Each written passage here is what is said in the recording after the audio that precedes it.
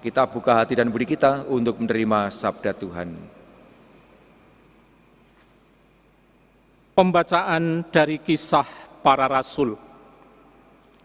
Di kalangan jemaat di Yerusalem, ketika jumlah murid makin bertambah, timbullah sungut-sungut di antara orang-orang Yahudi yang berbahasa Yunani terhadap orang-orang Ibrani. Karena dalam pelayanan sehari-hari, pembagian kepada janda-janda mereka diabaikan. Berhubung dengan itu, ke-12 rasul memanggil semua murid berkumpul dan berkata, "Kami tidak merasa puas karena kami melalaikan firman Allah untuk melayani meja.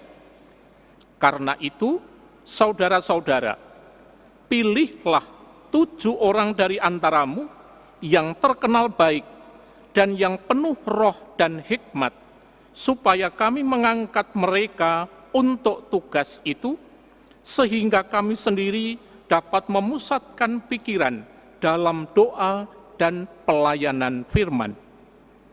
Usul itu diterima baik oleh seluruh jemaat.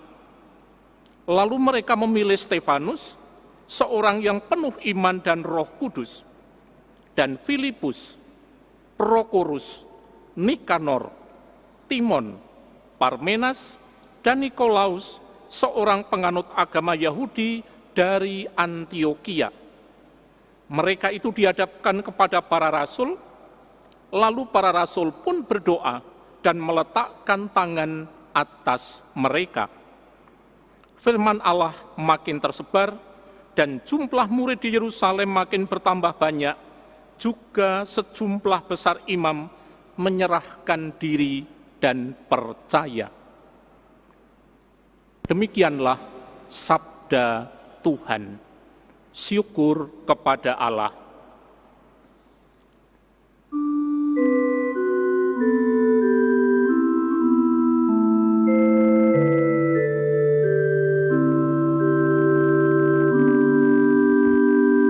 Kita memuji Allah karena besar cintanya.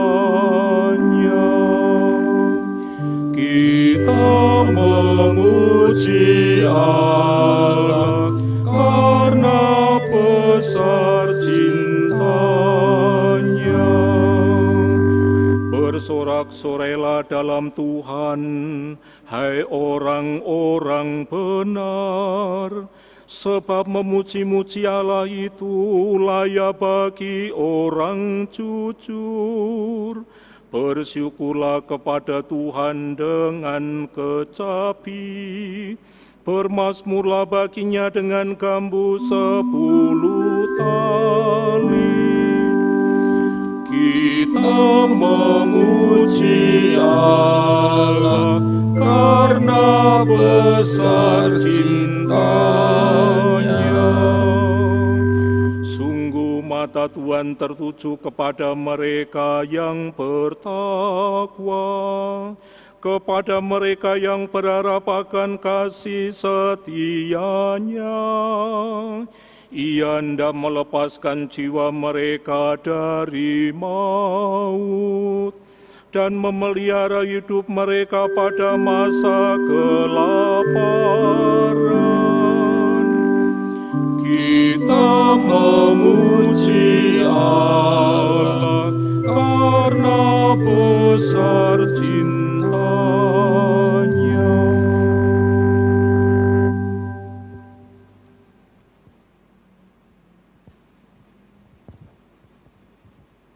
Kamulah bangsa yang terpilih, kaum imam yang rajawi. Pembacaan dari surat pertama Rasul Petrus. Saudara-saudari terkasih, datanglah kepada Kristus, batu yang hidup, yang dibuang oleh manusia, tetapi dipilih dan dihormati di hadirat Allah.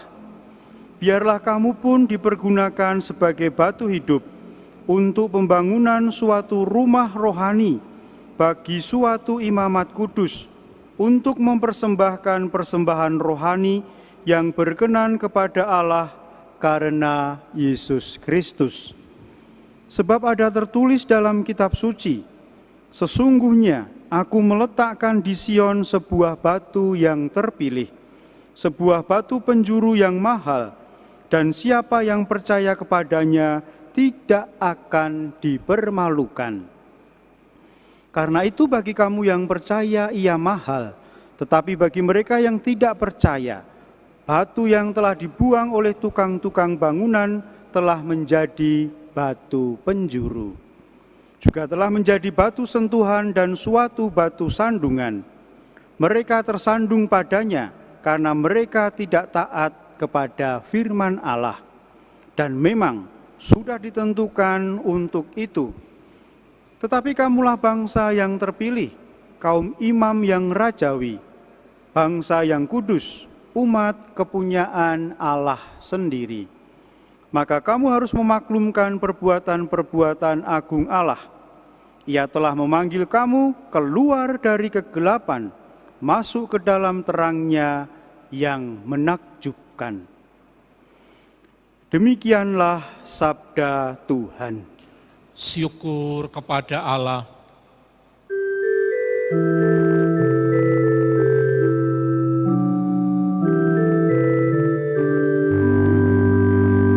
Haleluya, haleluya,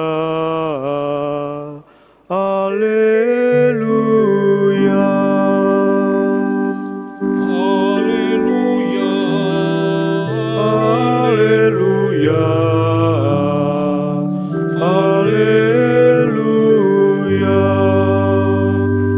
Akulah jalan kebenaran dan hidup. Tak seorang pun dapat datang kepada Bapa kalau tidak melalui aku. Haleluya, haleluya, haleluya.